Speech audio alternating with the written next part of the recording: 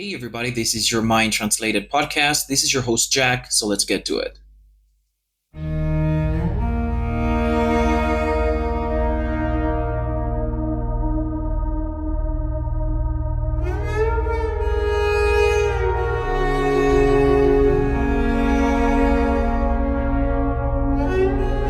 Hey, everybody. I finally decided to make this podcast, given the fact that I have had some conversations before with some friends and acquaintances, and they have suggested me to make a podcast, kind of tell where my mind is at, what I think, my perspective on the world, on what's going on. So I thought, why not? Let's give it a shot. And if enough people pay attention to it, great. If not, then this will just go into oblivion and that will be it. So here we are. Ever since I was a child, I used to have this strange feeling about this thing we call life, this thing we call normal life, this thing we call culture, this thing we call society, countries, borders, people. Everything just seemed very strange for me.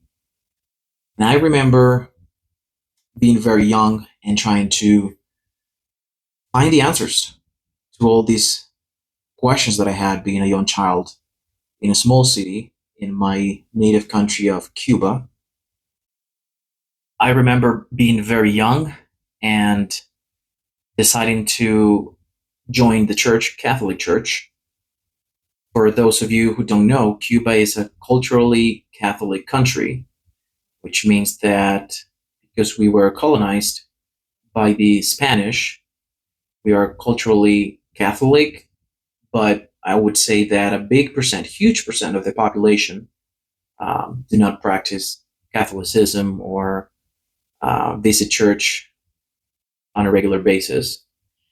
But still, I remember seeing these big buildings in my city, these big churches, and seeing people coming out of those places and wondering, hey, maybe these people have the answers to all these crazy questions that I have about what I'm seeing around me, about life and people's behaviors, and then I went into the Catholic Church looking for answers. The moment that I received a copy of the Holy Bible, I remember being so captivated by the stories in this book. I remember just having this sense that suddenly everything made sense. Reading Genesis and how everything was created and how humans came to be.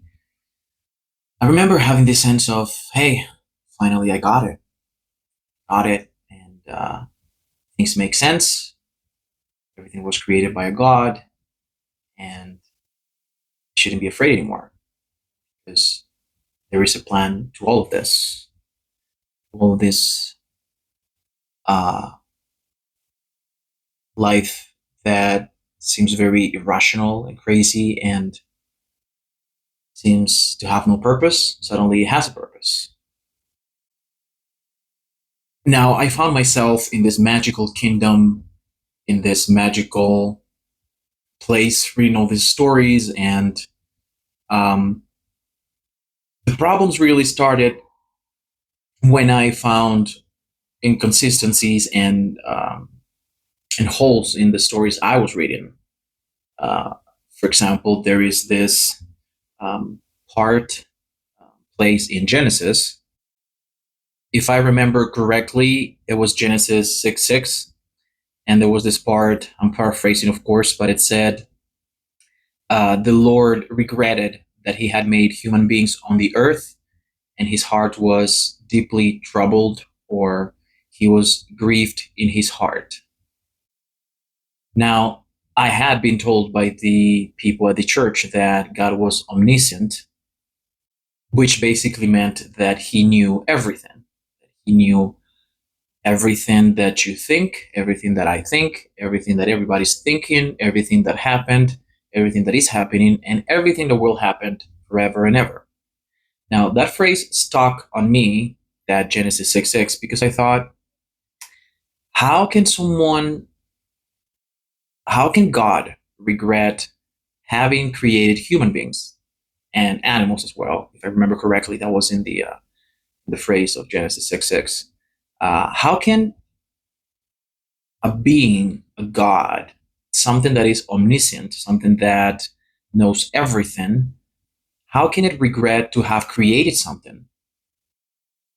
Um, I think for someone to have a regret, they must lack the knowledge of that situation happening in the first place. Um, Most people know it in advance that they will regret what they will do, uh, with certainty, with 100% certainty. I don't think they would do it. Of course, sometimes we have this feeling of, I know this is going to be bad. I know I'm doing something that I'm going to regret. And we do it regardless. But considering that we're just faulty human beings according to the Bible and to the church, I don't think God is a faulty being. I think everything he makes is perfect. So it seemed to me at the time.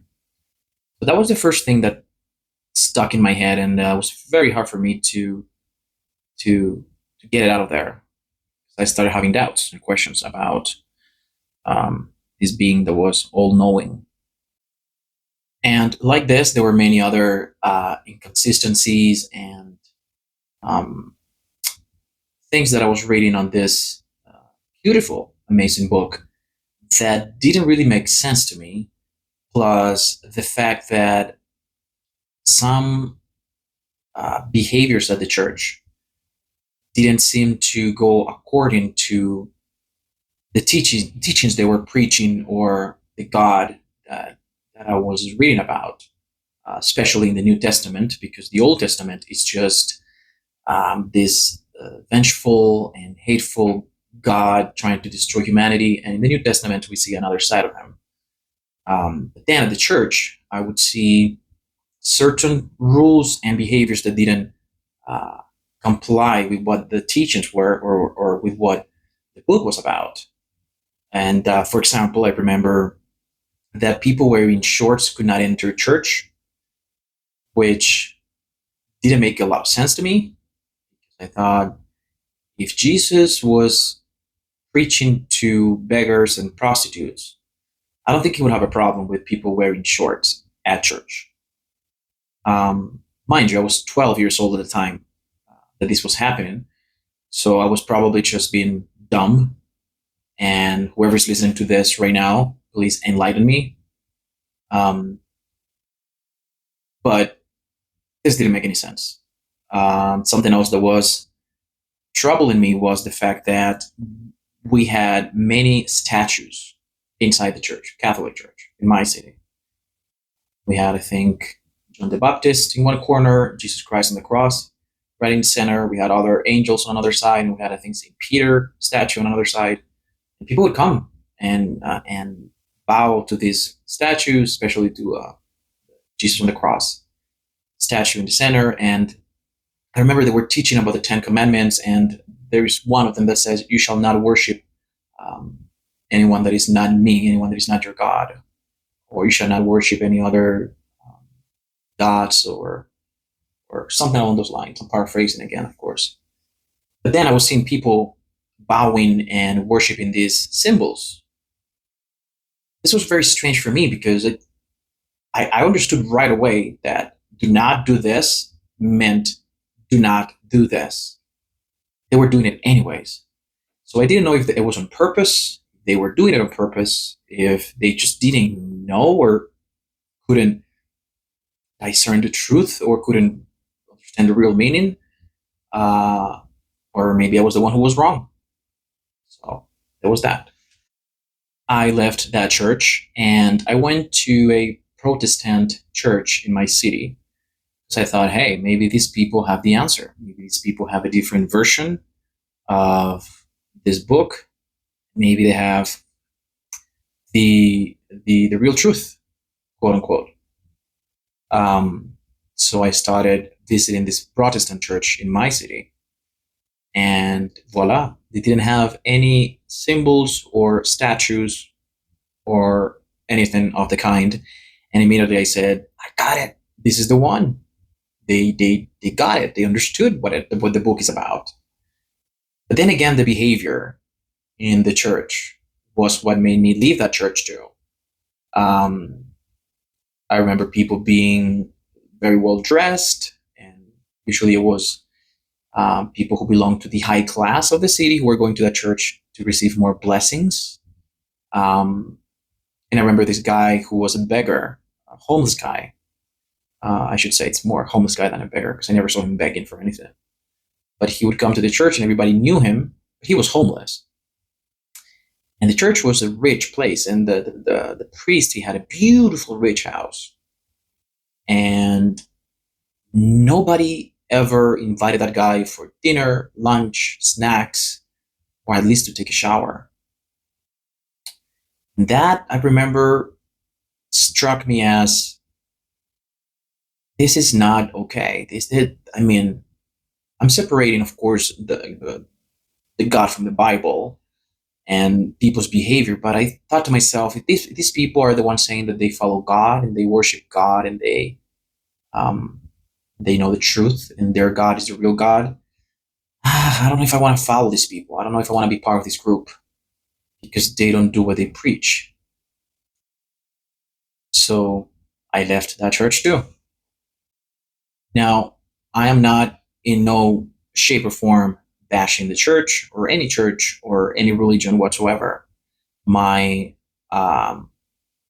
studies and perceptions are based on human behavior. I don't know if there is a God. There might well be one or two or 1,000. If you found God, I'm happy for you. That makes you a good person. No, hey, more power to you. My thoughts are just based on us, on what makes us us, and on the things that we do in the names of God and country, and on the things that we think and perceive. Thinking that, it's funny I said thinking, which I would like to put into quotes, thinking that those things that we value and love and worship are real, when reality might be infinite more complicated than what we can see or perceive or learn about. Now, the reason I started talking about my experiences, my personal experiences, going to different churches and reading different books, religious books, is because I have seen how irrational humans can be, how irrational I have been myself. And I can't help but wonder if the people who wrote those texts were not very irrational themselves. We have to remember that these books were written a long time ago. And there was no access to information. Even the Greeks, who were very advanced for their time, they believed that when the sun came up, it was Apollo riding a carriage and bringing the sun every day around the earth, or something like that. I'm not a Greek expert, Greek mythology expert, but something like that. So it makes me wonder if all the stories, or some of the stories, were not just those men's minds at the time trying to comprehend the craziness of what it is to be flying on a rock that we call planet, in the middle of the universe, in which we might very well be alone. I think understanding that perceiving that, looking up at the sky every night, is probably something that could have been very scary to our ancestors, or maybe puzzling. And maybe they were trying to put into words what they were seeing. All right. So initially, I recorded this intro that you just listened to in one location. I paused it and was thinking about finishing that introduction to the podcast later on. And it took some weeks for me to do so because I was busy with work and some other things. But here is the ending of that introduction. In a nutshell, this podcast aims to makes us question things, question everything, question the premises about our lives, our premises, the things that we take too seriously in our heads, about our senses, our language, and about this thing that we call life itself, and about everything, basically. So let's try to do that, and let's try to approach life in a more rational and analytical way, so our lives have more meaning, if there is such a thing called meaning, and so we can give meaning to other people's lives as well, because the things we do can impact others in a magnitude that sometimes we don't really comprehend. So if you want to tune in, please subscribe to this podcast. I will leave a subscribers or donors link, Patreon link, buy me a coffee. All the proceeds will go into the making of this podcast. And if not, that's okay too. Just tune in for the next episode and let's try to figure out this shit together. All right? Much love. Mwah.